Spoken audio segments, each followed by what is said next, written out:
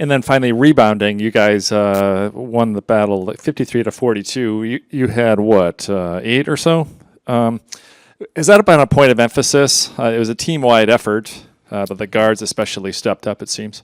Yeah, I think every night we know there's going to be a battle on the glass, and I think giving up second and third opportunities to teams is something that we've struggled with at times, and it's a constant conversation that the perimeter guys got to come back and help rebound.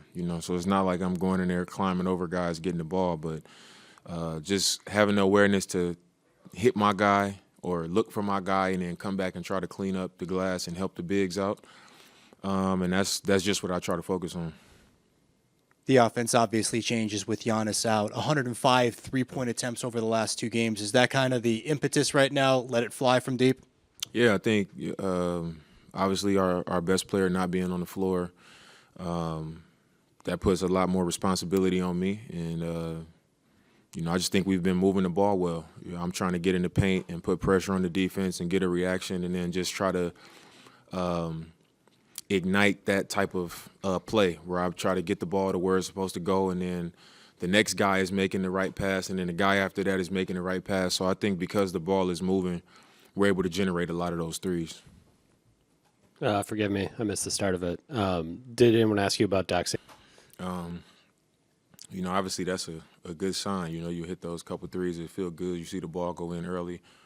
But I didn't even then, I didn't feel like, I got it going. I just think the rhythm of the game, we played with good pace. We had the ball was moving. It was just a good flow to the game. So I felt good because of the flow of the game. But, I wouldn't say it was a game that I just felt like, I'm rolling. I didn't feel that way. Speaking of pace, talk about Kuzma's impact. It's only been 2 games. Yeah. I think he's been very impactful. He's a guy who, watching from a distance, I always felt like, he can hoop. He's a good player, and then you get him on your team and get a closer look, and you can hear how he interacts throughout a game, and you see how well he understands the game, how he knows how to position himself to help the team in whatever we're trying to do. He's in the last 2 games, he's been probably talking to me more than anybody on the court, about situations and the way they defended me and how he can help me, the spots where he's open.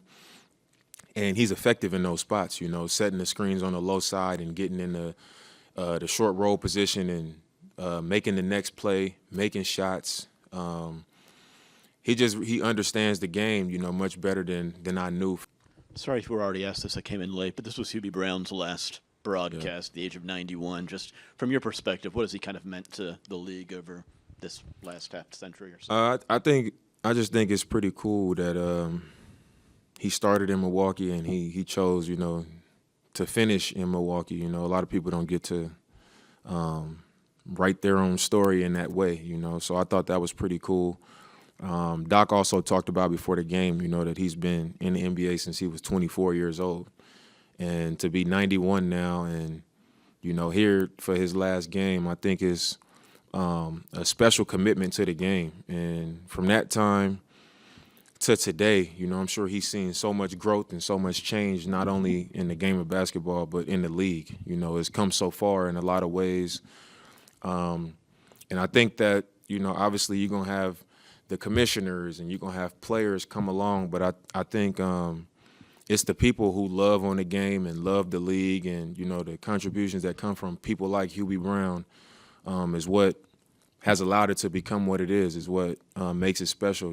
That type of lifelong investment and care into this league, is special. And for us to be a part of this league, I think is very, very important for us to pay our respect and to honor and acknowledge the people who've done that, like him. So it is, I think it's special, the type of career that he's had, his voice, on the radio, on these broadcasts, and I'm just honored to be him with the board before he gave us the first play. And as soon as I walked up, he was like, you need to, be aggressive scoring and making plays. You need to lead us in points and assists, and that was something that I kind of understood already, you know, knowing that Giannis wasn't going to be on the floor. But him saying it to me, you know, I guess it kind of, you know, made something go off my head like, all right, I have to, you know, it just kind of brought it back to the forefront, I guess, right before the tip.